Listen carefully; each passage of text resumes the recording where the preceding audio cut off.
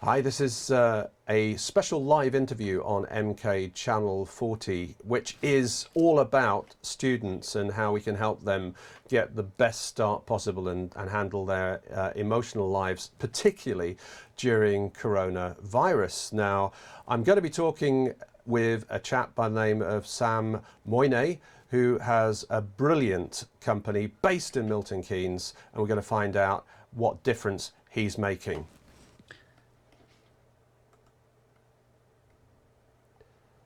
Right. That's pretty slick.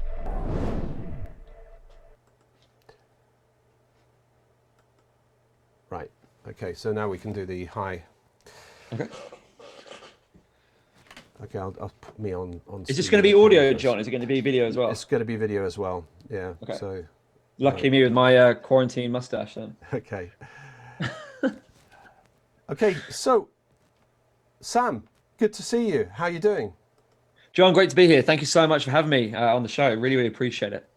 So we met each other at I think it was a McIntyre virtual meeting. One of the first times I've ever been on a virtual meeting, and I'm really thrilled to be able to share what you're doing with the Channel 40 and Milton Keynes Beating Coronavirus audience. So fill people in about what you've set up. How did it all begin? Yeah, great question. So I'm originally from Milton Keynes. I was born in Milton Keynes in 1991. And when I was growing up in MK, like many kids, I just didn't feel very confident. I didn't feel very motivated at school. And I thought one thing that I can do to get that motivation and confidence was to go and join the British Army. So that was my dream. I wanted to do it so badly. But John, unfortunately, I got diagnosed with Crohn's disease, and that made that dream not happen. Mm. And I was really lost, and I didn't know what to do. So I decided to become a teacher. And in my first year of teaching, I really hated it. I taught in Toaster in Northampton, quite near MK, just down the A5. And I just didn't feel like myself.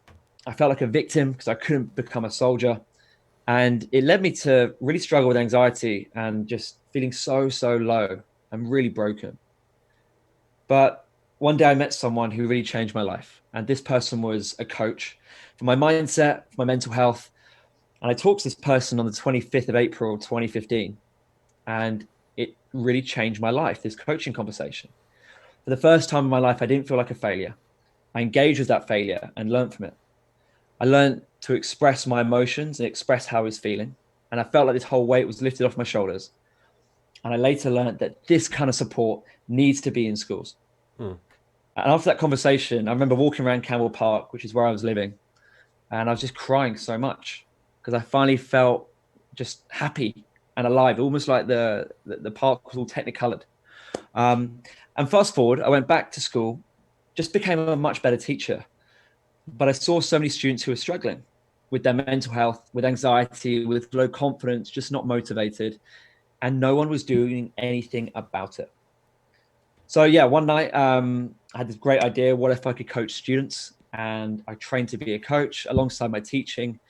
I left teaching in July 2018, and since then, Student Breakthrough has worked with over 400 students internationally, locally in Milton Keynes, in the local area. Um, and really, we help students become successful, happy, and motivated. Mm. And it's an amazing process. So that's my very brief story and brief journey. So you must have undergone a bit of a shock with the arrival of coronavirus. How's that impacted you and the students that you look after? Yeah, it was a frustrating time. Actually, the week before coronavirus, I'm still a one-man band, although we've got a couple of coaches who are working with us, with me, I say.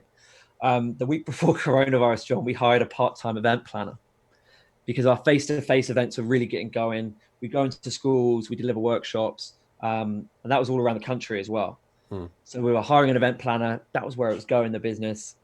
And obviously, those all stopped. So we had lots of school contracts postponed, loads of business lost. It was lots of sleepless nights, lots of tears, because I finally felt like we were building momentum and we were helping so many young people, and then it stopped. Mm. So, like many businesses, we've had to adapt, had to change, and it's actually been a real positive for us now. But at the time, it was really, really painful. Like I said, really upset. But you grow through what you go through, and I feel that we're going to be stronger because of it. With the coronavirus, I mean, I'm a fellow businessman and I had a very similar situation. You've obviously pivoted, but let's talk about the kind of things that you might counsel to students. And I'm going to relate to you something that's quite personal, because there's a company I actually did 6 months of training and coaching, because I think I know it all. So I'm, an old, an old croc. But they were brilliant, and it was at a very formative time in my business. But they ran a course called the Inadvertent Saboteur, and they have the same colours that you have. They even use the same fonts. But this inadvertent saboteur was the little voice of negativity that they called it the amygdala, the sort of inner brain, which is worried and it's sort of triggered by fear, actually then stops you doing and achieving what you really want to do. That must be at the fore right now in a lot of students. Is that something you're taking a look at and trying to help with? Yeah, definitely. I think those emotions for students they're always there, because the education system being what it is, it's very pressurized. Students have to achieve certain grades. It's all top-down pressure. That was one reason I left education, was we weren't helping students deal with those fears and deal with those worries and those concerns. So yeah, those emotions have been heightened for certain students. For certain students, they haven't. For certain students, they haven't got exams, or if they're honest, they might not be that worried about school, and that's fine. But for certain students, we've seen, especially year 11 and year 13 students who are going on to the next stage of their education, that's like massively ramped up. So yeah, we've been doing loads more online one-to-one coaching around that topic. And we recently launched a new online program, which is amazing. And it's called Build Your Breakthrough. And it helps students rediscover that confidence, quieten that little inner voice that we all have, and start taking new action steps, right? Even though they can't necessarily see their mates or go to school and do the subjects that they love. Let me just give a little bit of another personal take. I think that there are a lot of youngsters like you were, that were going through the early stages of entering the world of work and life and career, that are super bright, and particularly at school get knocked back because they're too bright for the school. And I'll give you one example. My daughter went to Shenley, and I've got two girls. One went straight through school, got grade A's, no problem. Steph was classed as gifted and talented, so she was in the very top few percentage, and she ended up in terrible trouble at the school. She didn't get on with the teachers. She was correcting them because they were often technically and scientifically or English-wise wrong, and they thought she was being cheeky, but instead she was trying to make things correct. And she came to us in a terrible state and said she wanted to leave school at the age of 16. And we backed it, and she went to Milton Keynes College, and she did a practical course in events, and now she runs events for the Langham Hotel in London, which is one of the top event jobs. But the problem that we addressed as parents, I think a lot of parents will have, of super bright kids who just don't fit school. How big a problem do you think that is right now in Milton Keynes, in the areas that you look after? Yeah, I don't just think it's MK. The education system, I believe, has its problems. Our big thing for student breakthrough is to revolutionize the emotional support. So when students are feeling low, worried about life or what to do, they've got someone who's relevant, who's trustworthy, who can really move them forward. But in terms of that, it's a cookie cutter at the moment for every single student. Many students are forced down A levels and then going into university and getting degrees, which again isn't for every single student. So yeah, it is a problem, and I always encourage students to explore every single avenue. What are their passions? What really lights them up? And just exploring that in more detail, not necessarily going down the traditional route, because that was one reason I left school, left teaching, was I was signing so many students up to these unconditional offers at university. They were going to get life experience, but they're really going there for the party. They're not going there for, to really benefit themselves. I felt, apart from getting in 50 grand's worth of debt, which it is now. It's so expensive to go, and you've got to be, crystal clear with what you want, I feel. So yeah, it's always going to be a challenge, but if you've got a passion, and I go and explore that as much as you can, go and speak to people, go and get that experience, because that's going to make the difference. I always tell students their grades don't define them, their character does. And I guess your daughter's a great example of that. But it doesn't always work out that way, so, but I think finding a passion is so important. Finding something that really fires you up, whatever that is, go and do that. Yeah, I think the other thing as well is a trick as a parent we learned is to go with the flow and just be there as someone who can catch them. And I think you probably are doing that. But we went to a really good sports lecture, and another thing that Stephanie was very passionate about was sport, and she was a really good badminton player. So she played for the county, eventually the national juniors, and they wanted her to go on to Olympics. But she didn't want that. She actually learned that you had to be so passionate and so committed, you had to give up all the other things that teenagers were doing, and she didn't want to do that. And I think there is a lot of situations where kids get pressurized by the system to do stuff, and sometimes by parents as well. And I think that sometimes can backfire. Is that something that you help correct sometimes? Yeah, so many parents, I see parenting, for the record, I'm not a parent. So every parent is the expert with their own child, but I'm an expert in teaching, coaching, and working with young people.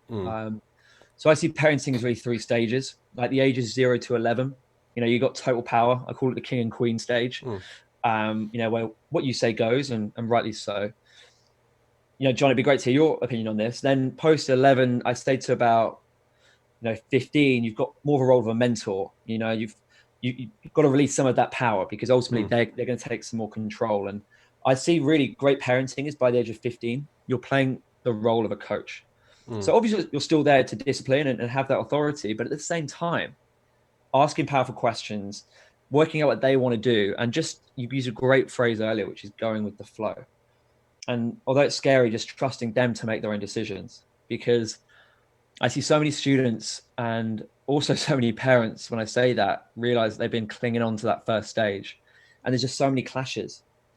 If you protect your child from failure, if you protect them from making setbacks, and you're the parent that keeps calling up the school when they make a mistake, you're not going to empower them to thrive as an adult. You're doing them a disservice, I'd argue. So yeah, go with the flow. It's a great phrase you used there. I love that. And do you do any work going to schools and giving parents that understanding of the stages and the relationship that they should have? Because that's what this coach did I remember it was a talk at a lecture at Shenley, and we all thought he was going to teach us how we could motivate and drive our kids. In fact, it was more for us, and saying ease up on them, and if they don't want to really sacrifice and be at the best in the sport, then never pressurize. Let them be and let them grow in the directions, and just support what this flow, this natural. Because I think you feel something inside you, don't you? Everybody feels something, which is a calling. Yeah, when that was one reason we started running parent events. So we used to coach so many students; they had great results. But then, if you go home, your parents have got their own stuff that's holding them back, or they're using language that is ineffective, or they've got their own limiting thoughts or beliefs. You're going to impart that onto your son or daughter. You can have the best sports coach, life coach, mentor, teacher, but if your parents or carers, who knows, aren't showing up the best they can, then the whole process, I feel, is massively impacted. So yeah, we run parent events and parent workshops in schools and outside of school for that reason. And it's great giving parents that different perspective and just a different angle of parenting. I think some different techniques they can try. But yeah, go with the flow. Go with the flow. So many parents I see that almost want to live their lives now through their child's lives, and protect them from failure, do all their homework, help them with everything. And I'm not saying don't do that, but you've got to let go of the reins, and you've got to let them live their life and just be there for them. And honestly, you're going to get some amazing results if you just listen. You're there with empathy, and you're there to catch them when they do fall. Let's look to the future, because there's still a lot of uncertainty out there. But what are your plans? You've talked obviously about the way suddenly all these events were cancelled, but it seems to me that you've managed to redevelop and re-energize everything. And so what does Student Breakthrough look like over the next 6 to 12 months? What are you excited to be offering? That's a fantastic question. So we run a course called the Coach Breakthrough. Now, this is to train teachers privately at the moment, it was, in some coaching techniques. So they can maybe run a coaching business, they can help their students on a deeper level with their emotional intelligence.